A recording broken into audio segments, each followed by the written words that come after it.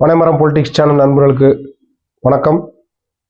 நீங்கள் எல்லாம் பொங்கலை சந்தோஷமாக கொண்டாடி இருப்பீங்கன்னு நம்புகிறோம். நாம் இன்னைக்கு வீடியோக்குள்ளே போகலாம். அதுக்கு முன்னாடி நம்மளோட சேனலை சப்ஸ்கிரைப் பண்ணுங்கள், லைக் பண்ணுங்கள், ஷேர் பண்ணுங்கள், ஆதரவு கொடுங்க. நம்ம இன்னைக்கு எடுத்திருக்கிற விஷயம் மகாராஷ்டிராவில் நடந்த உள்ளாட்சி தேர்தல் முடிவுகளை பற்றி. உள்ளாட்சி தேர்தல் முடிவு அப்படிங்கிறது ஏகദേശம் இப்போ எல்லா ஊடகங்களையும் வந்துக்கிட்டு இருக்கு. ஆனால் தமிழ்நாட்டை பொறுத்த வரைக்கும் பொங்கல் தினமானதுனால ஜல்லிக்கட்டு, உலக புகழ்பெற்ற ஜல்லிக்கட்டுகள், அதாவது பாலமேடு, அவனியாபுரங்கள் இருக்கக்கூடிய பகுதிகள் நடந்துக்கிட்டு இருக்கறனால அதுக்குத்தான் நம்ம தமிழக ஊடகங்கள் முக்கியத்துவம் கொடுத்துக்கிட்டு இருக்கறனால பெரும்பாலானவங்க இந்த விஷயத்தை கவனிக்கலை. அதனால நாம் இந்த விஷயத்தை சுருக்கமாக அலசுவோம். அதாவது கிட்டத்தட்ட 30 வருஷமா தன்னோட கைப்பிடியில் வைத்திருந்த இந்தியாவின் மிகப்பெரிய மாநகராட்சி, சொல்லப்போனா ஆசியாவிலேயே மிகப்பெரிய மாநகராட்சி, அதிகமான கோடிகள்ல பட்ஜெட் போடக்கூடிய ஒரு மாநகராட்சி. இன்னும் சிறப்பா சொல்லணும்னா நம்ம இந்தியாவில் இருக்கக்கூடிய சில பல மாநிலங்களுடைய பட்ஜெட்டை விட அதிகமான தொகைக்கு பட்ஜெட் போடக்கூடிய மாநகராட்சி. அதாவது கோவா, பாண்டிச்சேரி இந்த மாதிரி வடகிழக்கு மாநிலங்களுக்கு கொடுக்கக்கூடிய நிதியை விட, அவங்க போடுற பட்ஜெட்டை விட அதிகமான தொகையை பட்ஜெட்டா போடக்கூடிய ஒரு மாநகராட்சியினுடைய அதிகாரம் இன்னைக்கு 30 வருஷத்துக்கு பிறகு பால் தாக்கரேயுடைய சிவசேனா கட்சியிலிருந்து பாஜக கட்சிக்கு வந்திருக்கு. அப்படிதான் சொல்றேன். அது தனித்தனியா சொல்றதை விட கூட்டணிகள்னு சொல்லணும்.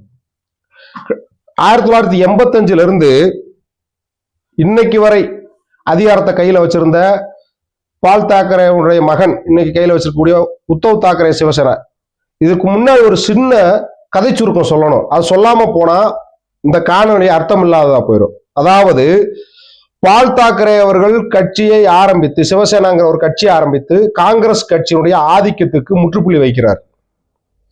அந்த முற்றுப்புள்ளிக்கு பிறகு மாநிலத்தை ஆளக்கூடிய கட்சியாகவும் பால் தாக்கரேவுடைய சிவசேனா கட்சி வளருது. அந்த கட்சியினுடைய முழு முதல் கொள்கை இந்துத்துவா. அதுவும் பாஜகவை விட தீவிர இந்துத்துவா கொள்கையை முன் வச்சுதான் அந்த கட்சி அரசியல் செஞ்சது. அதோட சேர்த்து மண்ணின் மைந்தர்கள் வாதத்தை முன் வச்சு அரசியல் செஞ்சு வந்தது. மண்ணின் மாந்தர்கள்னா மகாராஷ்டிராவில் இருக்கக்கூடிய மராத்தி மொழி பேசக்கூடியவர்களுக்கு தான் முக்கியத்துவம், அவங்களுக்கு தான் எல்லா விதத்திலையும் முன்னுரிமை அப்படிங்கிற அடிப்படையில அரசியல் செய்து வந்த கட்சி தான் அந்த பால் தாக்கரேவுடைய சிவசேனா கட்சி. அந்த கட்சியில ஒரு கட்டத்துல, அதாவது கிட்டத்தட்ட 2006 பால் தாக்கரேவுடைய அண்ணன் மகனா இருக்கக்கூடிய ராஜ் தாக்கரே சில அதிருப்திகள் காரணமா தனியா போய் மகாராஷ்டிர நவநிர்மாண் சேனான்னு ஒரு கட்சி ஆரம்பிக்கிறாரு, MNS அப்படின்னு சொல்லணும். அந்த கட்சி வெளியேறுது. ராஜ் தாக்கரே பிளர்ந்து வெளியேறாரு. அதற்கு பிறகும் பாஜக கூட்டணியை தொடர்ந்து பயணிச்சு வந்த பால் தாக்கரேவுடைய சிவசேனா கட்சி அதிகாரத்தை தக்க வச்சுக்கிட்டே வந்தது. ஒரு கட்டத்துல பால் தாக்கரே மரணம் அடைகிறார். அதற்கு பின்பு அந்த கட்சியோட தலைமை பதவிக்கு பால் தாக்கரேவுடைய மகனா இருக்கக்கூடிய உத்தவ் தாக்கரே வர்றார். உத்தவ் தாக்கரே வந்ததுக்கு பிறகு அந்த கட்சியில முன்னணி தலைவராக இருக்கக்கூடிய பலருக்கு உத்தவ் தாக்கரேவோட கருத்து வேறுபாடு ஏற்பட்டு கட்சியினுடைய செல்வாக்கு சரியுது. அப்பவும் பாஜக கூட்டணி அந்த கட்சியில் இருக்கு. ஆனா படிப்படியா பாஜக தன்னுடைய ஆதரவு தளத்தை கீழ்மட்டத்தில் விரிவுபடுத்துது. அதை இந்த உத்தவ் தாக்கரே புரிந்து கொள்ளல.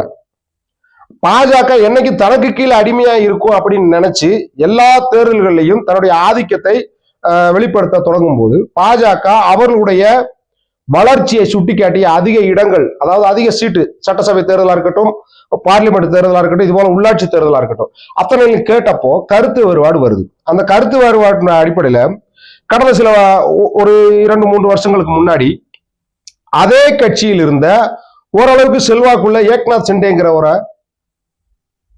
கட்சியை பிளர்க்க வைத்து அந்த கட்சியை ரெண்டாக்கி தன்னுடைய கூட்டணியில் இணைய வச்சு கடந்த சட்டசபை தேர்தலில் போட்டியிட்டு மிகப்பெரிய வெற்றியை பாஜக சிவசேனா ஏக்நாத் சிண்டே பிரிவு சேர்ந்து வெற்றி பெற்று ஆட்சியை தக்க வச்சுக்கிருச்சு. அதுல இன்னொரு விஷயம் என்னன்னா, இதே போன்ற நிலைதான் சரத்பவார் கட்சியா இருக்கக்கூடிய தேசியவாத காங்கிரஸ் கட்சியிலையும் நடந்தது. தேசியவாத காங்கிரஸ் கட்சியில அவருடைய சரத்பவாருடைய அண்ணன் மகன் அஜித் பவாரை வைத்து அந்த கட்சியை உடைத்து தன்னுடன் சேர்த்துக்கிட்டு என்சிபியையும் பலமிழக்க செய்து தன்னுடைய கூட்டணியில் கொண்டு வந்து பாஜக மிக தெளிவான அரசியல் விளையாட்டை அரங்கேற்றி இன்னைக்கு மும்பை மாநகராட்சியையும் தன்னுடைய அதிகாரத்துக்கு கீழே கொண்டு வந்திருக்கு கிட்டத்தட்ட 30 ஆண்டுகளுக்கு பிறகு. அதுக்கு முன்பு அப்படி இல்லை. அதுக்கு முன்பு காங்கிரஸும் சிவசேனாவும் தான் மாறி மாறி வந்தது.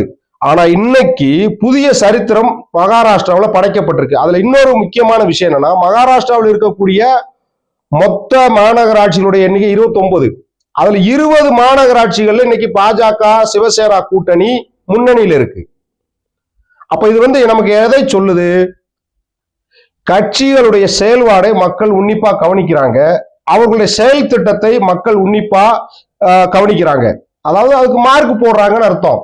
இந்த அடிப்படையில தான் இன்னைக்கு பாஜக கூட்டணி அரசு, அதாவது பாஜக, சிவசேனா, அஜித் பவாரோட தேசியவாத காங்கிரஸ், இந்த 3 கட்சிகளும் சேர்ந்த கூட்டணி தான் பாஜக கூட்டணியில, மகாயுதி கூட்டணியில மகாராஷ்டிராவே ஆளுது. அந்த அடிப்படையில அதே கட்சிக்கு, அதே கூட்டணிக்கு இன்னைக்கு பெருவாரியான மக்கள் உள்ளாட்சி தேர்தல்ங்கிறது அனைத்து மட்டங்களிலுமான உள்ளாட்சி தேர்தலும் கிடையாது. இது வெறும் மாநகராட்சிகள்ல மட்டும் நடந்த உள்ளாட்சி தேர்தல். இந்த மாநகராட்சிகள்ல எல்லாத்திலுமே மிகப்பெரிய வெற்றியை பாஜக கூட்டணி பெற்றிருக்கு. அப்போ வளர்ச்சிக்கும் பெண்களுக்கான முக்கியத்துவத்தையும் கொடுக்கக்கூடிய அரசின் ஆட்சி முறைக்கு மக்கள் பெருவாரியாக வாக்களிப்பார்கள் அப்படிங்கிற செய்தி தான் இன்னைக்கு இந்தியா முழுக்க சொல்லப்பட்டிருக்கு. மும்பை மாநகராட்சியை கைப்பற்றியது என்பது சொல்லப்போனா மகாராஷ்டிரா மக்களுடைய ஒட்டுமொத்த அபிமானத்தையும் அல்லது ஆதரவையும் பெற்றதற்கு சமம் அப்படின்னு இன்னைக்கு பிரதமர் வெளியிட்ட வெற்றி செய்தியில குறிப்பிட்டிருக்கிறாரு. இதுல இன்னொரு விஷயத்தையும் சொல்லணும். சரத்பவார் கட்சியிலிருந்து பிரிந்து வந்து அந்த கட்சியை உடைத்து புதிய ஒரு அணியை துவங்கின அஜித் பவார் இந்த உள்ளாட்சி தேர்தலில், அதாவது மாநகராட்சிக்கு நடந்த உள்ளாட்சி தேர்தலில் 2 மாநகராட்சிகள்ல புனேவிலையும் தானேவிலையும் இதே அஜித் பவார் தேசியவாத காங்கிரசும் சரத்பவார் தேசியவாத காங்கிரசும் கூட்டணி வச்சது. நல்லா கவனிக்கணும். மாநில அரசுல ஒரு துணை முதலமைச்சர் அங்க பாஜக கூட்டணியில இருக்கிறாரு. அவருடைய எம்எல்ஏக்கள்லாம் அமைச்சரா இருக்கிறாங்க. ஆனா தானேவிலையும் புனேவிலையும் நாசிக்கிலையும் இவருடைய அஜித் பவாருடைய தேசியவாத காங்கிரஸ் சரத்பவாரோட தேசியவாத காங்கிரஸோட கூட்டணி வச்சு இந்த உள்ளாட்சி தேர்தலில் சந்திச்சிச்சு. என்ன வினோதம்னு பாக்குறோம். அப்ப மக்களை எல்லாம் இவர்கள் எந்த அளவுக்கு நினைச்சு வச்சிருக்காங்க, எவ்வளவு கேவலமா ட்ரீட் பண்றாங்கிறத புரிஞ்சுக்கணும். அதற்கு சம்மட்டியடி கொடுத்திருக்கிறார்கள் யாரு? இந்த புனே தானே வாசிகள். அங்கேயும் இந்த ஏக்நாத் சிண்டேவனுடைய சிவசேனா கட்சியும் பாஜகவும் சேர்ந்த கூட்டணி தான் மிகப்பெரிய வெற்றியை பெற்றிருக்கு. இன்னும் முழுவதுமாக இந்த 29 மாநகராட்சிகளுடைய வெற்றி செய்தி வரவில்லை. அதாவது அனைத்து வார்டுகளுக்குமான தேர்தல் வாக்கு எண்ணிக்கை முடியல. தேர்தல் ஆணையம் இதை அதிகாரப்பூர்வமா அறிவிக்கல. முன்னணி நிலவரங்கள் தான் அறிவிக்கப்பட்டுக்கிட்டு இருக்கு. அதுல மும்பை மாநகராட்சியில இருக்கக்கூடிய 227 வார்டுல பிஜேபி சிவசேனா சிண்டே கூட்டணி கிட்டத்தட்ட 129 இடங்களை வார்டுகளை ஜெயிச்சிருக்கு, முன்னணியில இருக்கு. அதே சமயத்துல சிவசேனா உத்தவ் தாக்கரே பிரிவும் எம்என்எஸ் மகாராஷ்டிரா நவநிர்மா சேனா கட்சியும் சேர்ந்த கூட்டணி 60-65 இடங்கள்ல முன்னணியில இருக்கு. இதுல முக்கியமான செய்தி, சொல்ல மறந்த செய்தி, ஒரு காலத்துல இந்தியாவையும் மகாராஷ்டிராவையும் ஆண்ட காங்கிரஸ் கட்சி தனிச்சு போட்டிட்டுச்சு இந்த மாநகராட்சி தேர்தல்கள்ல. அதுல மும்பை மாநகராட்சியில வெறும் 7 வார்டுகள்ல தான் காங்கிரஸ் கட்சி முன்னணியில இருக்கு. இன்னும் வெற்றி நிலவரம் தெரிய வரல.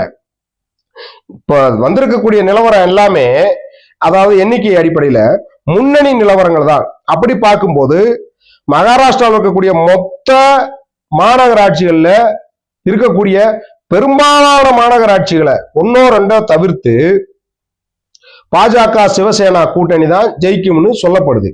அது இப்போ ஒரு இரவு 8 மணியோட அந்த செய்தி வரும்னு நம்ம நம்புறோம்.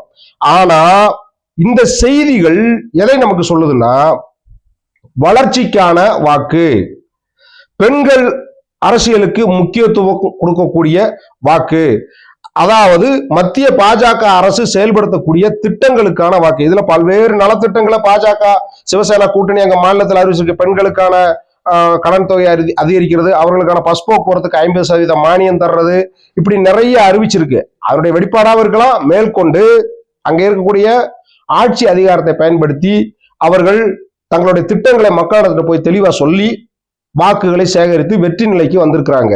அப்போ காலாகாலத்துக்கும் இந்த மக்கள் தனக்குத்தான் வாக்களிப்பாங்க, தான் சொல்வதை நம்புவார்கள் அப்படின்னு இருக்க இருமாப்புல இருந்த இந்தியா கூட்டணி மிகப்பெரிய தோல்வியை மகாராஷ்டிராவில் இந்த உள்ளாட்சி தேர்தலில் சந்திச்சிருக்கு.